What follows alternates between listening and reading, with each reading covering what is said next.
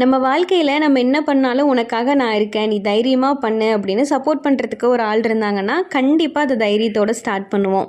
அந்த மாதிரி என்னோட லைஃப்பில் காட் எனக்கு கொடுத்த கிஃப்ட் அப்படின்னா என் ஹஸ்பண்ட் தான். நான் பார்த்த வரைக்கும் கல்யாணத்துக்கு அப்புறம் ஒரு பொண்ணு படிக்கிறது அப்படிங்கிறது ரொம்ப கேள்விக்குறியான ஒரு விஷயம் தான். எனக்கு ஹையர் ஸ்டடீஸ் பண்ணணும்னு ஆசை இருக்குன்னு சொன்னோன்னையும் ஒரு நிமிஷம் கூட யோசிக்காமல் உனக்கு பிடிச்சிருந்தா நீ பண்ணு அப்படின்னு தான் சொன்னார்.